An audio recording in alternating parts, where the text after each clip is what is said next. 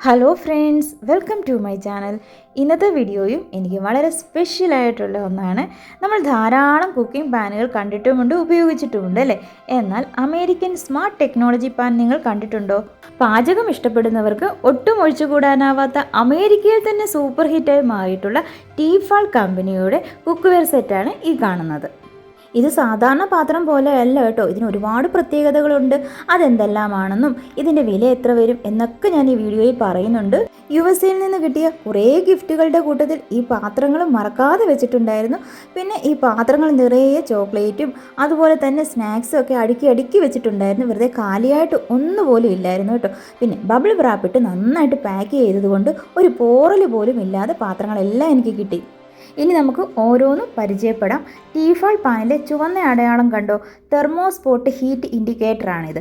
Pan cook ചെയ്യേണ്ട താപനില എത്തുമ്പോൾ കട്ടിയുള്ളതും കടും ചുവപ്പുമുള്ളതുമായി മാറുന്ന ഒരു സ്മാർട്ട് ടെക്നോളജി സവിശേഷതയാണിത്.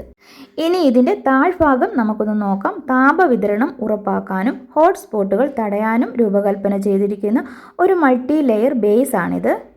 ഇനി പാൻ നന്നായിട്ട് തണുത്തിരിക്കുമ്പോൾ ആ ചുവന്ന വട്ടത്തിനുള്ളിൽ ചെറിയ പാറ്റേണുകൾ കാണാൻ സാധിക്കും. എന്നാൽ ഏകദേശം ഒന്ന് ചൂടായി കഴിയുമ്പോൾ ഉള്ളിലെ ആ പാറ്റേണുകൾ അപ്രത്യക്ഷമാവുകയും ആ വട്ടം പൂർണ്ണമായിട്ടും കടും ചുവപ്പ് നിറമാവുകയും ചെയ്യും. ഈ മാറ്റം കണ്ടാലുണ്ടല്ലോ നമുക്ക് പെട്ടെന്ന് മനസ്സിലാക്കാൻ കഴിയും പാചകം ചെയ്യാനായിട്ട് പാൻ റെഡി ആയിട്ടുണ്ടെന്ന്. ഇപ്പോൾ നിങ്ങൾക്ക് മനസ്സിലായി കാണുമല്ലോ, ഈ ടീഫാൾ പാനിൻ്റെ നടുക്കുള്ള ഈ ചുവന്ന അടയാളം വെറും ഒരു ഡിസൈൻ അല്ലെന്ന്. ഇനിയിപ്പോൾ ഇതിൻ്റെ ഹാൻഡിലിനെ കുറിച്ച് പറയാനാണെങ്കിൽ ഇതിൻ്റെ ഹാൻഡിൽ പിടിക്കാൻ നല്ല സുഖമാണ്. മാത്രമല്ല പാൻ എത്ര ചൂടായാലും ഈ ഹാൻഡിലിലേക്ക് ആ ചൂട് എത്തില്ല. അതുകൊണ്ട് കൈ പൊള്ളുമെന്നുള്ള പേടിയില്ലാതെ ഇത് നമുക്ക് ഉപയോഗിക്കാം. ഇനി ഞാൻ ഈ ഒരു പാനിൽ ദോശ ചുട്ട് കാണിക്കാം.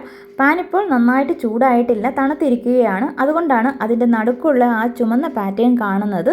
നന്നായിട്ട് ചൂടായി കഴിഞ്ഞപ്പോൾ ആ പാറ്റേണുകളൊക്കെ മാറി. അപ്പോഴാണ് ഞാൻ ദോശമാവ് ഇതിലേക്ക് ഒഴിച്ചത്. ഇനിയിപ്പോൾ നമുക്ക് മറിച്ചിട്ട് കൊടുക്കാം. അതായത് നമ്മൾ സാധാരണ നോൺ സ്റ്റിക്ക് പാനിൽ ഉണ്ടാക്കുന്നത് പോലെ അല്ല കേട്ടോ, അതിനെക്കാട്ടി നല്ലതായിട്ടാണ് നമുക്കിത് കിട്ടുന്നത്. പിന്നെ അടിഭാഗം ഒന്നും കരിഞ്ഞു പോകുമെന്നുള്ള പേടി ഒന്നുമില്ല. കറക്റ്റ് ആ ഒരു ടെമ്പറേച്ചറൊക്കെ മെയിൻറ്റെയിൻ ചെയ്യുന്നുണ്ട് ഈ ഒരു പാത്രം ആയതുകൊണ്ട്. അപ്പോൾ നല്ല ദോശ തന്നെയാണ് നമുക്കിവിടെ ഉണ്ടാക്കിയെടുക്കാനായിട്ട് കഴിഞ്ഞത്. ഇതും ടീഫാൾ കമ്പനിയുടെ മറ്റൊരു പാത്രമാണ്. നമ്മൾ ആദ്യം പറഞ്ഞതുപോലെ തന്നെയുള്ള എല്ലാ പ്രത്യേകതകളും ഈ ഒരു പാത്രത്തിനും ഉണ്ട്.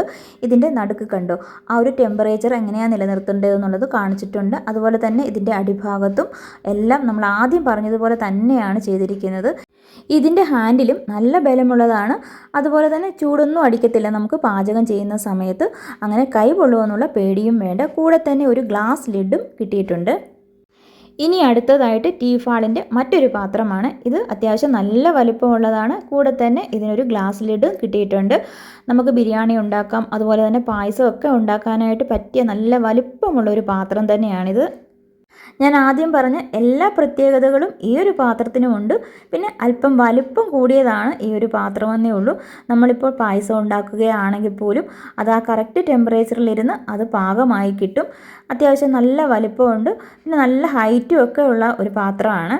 പിന്നെ ടീഫാൾ പാത്രത്തിന് മറ്റൊരു പ്രത്യേകത എന്താണെന്ന് വെച്ചാൽ ഇതിൻ്റെ ഹാൻഡിൽ നമുക്ക് വേണമെങ്കിൽ ഊരി മാറ്റി വെക്കാനായിട്ട് കഴിയും. അതായത് പാചകം ചെയ്തതിന് ശേഷം ബാക്കിയുണ്ടെങ്കിൽ നമുക്ക് ഫുഡൊക്കെ ഫ്രിഡ്ജിൽ നേരിട്ട് സൂക്ഷിക്കുന്നതിന് വേണ്ടിയിട്ട് ഇതിൻ്റെ ഹാൻഡിൽ ഊരിയിട്ട് സൂക്ഷിക്കാൻ പറ്റും. അതുപോലെ തന്നെ ഓവനിൽ വെച്ച് ചൂടാക്കേണ്ട സമയത്തും ഹാൻഡിലൊന്ന് മാറ്റുകയാണെങ്കിൽ നമുക്ക് പെട്ടെന്ന് തന്നെ ചൂടാക്കിയെടുക്കാനായിട്ട് കഴിയും. ഇതൊരു പ്രൊമോഷൻ വീഡിയോ അല്ല, നമുക്ക് ഗിഫ്റ്റ് കിട്ടിയതിൻ്റെ ഒരു വീഡിയോ മാത്രമാണിത്. ഇനി അടുത്തത് കാൽഫലോൺ, ഒരു അമേരിക്കൻ പ്രീമിയം ബ്രാൻഡാണിത്. ടീഫാളിനെ അപേക്ഷിച്ച് കൂടുതൽ ഈട് നിൽക്കുന്നതും കട്ടിയുള്ളതുമായ പാത്രമാണിത്.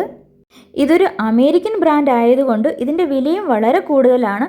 ഇന്ത്യയിൽ നമുക്ക് ഈ ഒരു പാത്രം വാങ്ങണമെങ്കിൽ 8000 രൂപ കൊടുക്കണം. ഇതിൻ്റെ ഹാൻഡിൽ കണ്ടോ, നല്ല കട്ടി കേട്ടോ, പെട്ടെന്നൊന്നും പോകത്തില്ല. അതുപോലെ തന്നെ ആ ഒരു കമ്പനിയുടെ പേരൊക്കെ നന്നായിട്ട് എഴുതിയിട്ടുണ്ട്. നല്ല കനമാണ് ഈ പാത്രത്തിന്. മറ്റ് സാധാരണ നമ്മൾ ടീഫാളിൻ്റെ പാത്രം കണ്ടതിനേക്കാളിൽ നല്ല കനത്തിലുള്ള പാത്രമാണ്. നല്ല കട്ടിയാണ്, പെട്ടെന്നൊന്നും പോകത്തില്ല. കുറേ വർഷങ്ങളോളം ഈട് നിൽക്കുന്നതാണ് ഈ ഒരു പാത്രം. എനിക്ക് ഈ കിട്ടിയ പാത്രത്തിൽ ഏറ്റവും ഇഷ്ടപ്പെട്ട പാത്രം ഏതാണെന്ന് ചോദിച്ചാൽ ഈ ഒരു പാത്രം കേട്ടോ. ഈ പാത്രത്തിനുണ്ടല്ലോ നല്ല കട്ടി ആയതുകൊണ്ട് ചൂട് പാത്രത്തിലുടനീളം, അതായത് എല്ലാ ഭാഗങ്ങളിലും ഒരുപോലെ വ്യാപിപ്പിക്കുന്നു. അതുപോലെ തന്നെ കരിഞ്ഞു പോകാനുള്ള സാധ്യത കുറവാണ്. ഇറച്ചിയും മറ്റും ഫ്രൈ ചെയ്യാനും ഗ്രില്ല് ചെയ്യാനും ഇത് വളരെ നല്ലതാണ് കേട്ടോ. നോൺ സ്റ്റിക്ക് കോട്ടിങ്ങിൽ തന്നെ 3 പാളികളാണ് ഇതിനുള്ളത്. അതുകൊണ്ട് ഇത് വളരെ കാലം നീണ്ടു നിൽക്കുന്നതാണ്.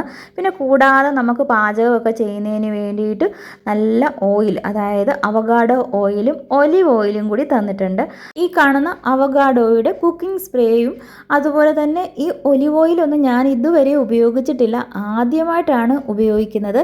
അപ്പോൾ അതിൻ്റേതായിട്ടുള്ള സന്തോഷമൊക്കെ എനിക്കുണ്ട്. ഇനിയിപ്പോൾ ദോശയൊക്കെ നമുക്ക് തിരിച്ചും മറിച്ചുമൊക്കെ ഇടുന്നതിന് വേണ്ടിയിട്ടുള്ള സ്പാച്ചിലയും വെച്ചിട്ടുണ്ട്. ഇതെല്ലാം കമ്പനി ഐറ്റംസ് കേട്ടോ. പിന്നെ ഇതാ മുളക് പൊടി, മല്ലിപ്പൊടി, മഞ്ഞൾപ്പൊടി ഒക്കെ നമുക്ക് അളന്നിടുന്നതിന് വേണ്ടിയിട്ടുള്ള മെഷറിംഗ് സ്പൂണും വെച്ചിട്ടുണ്ട്.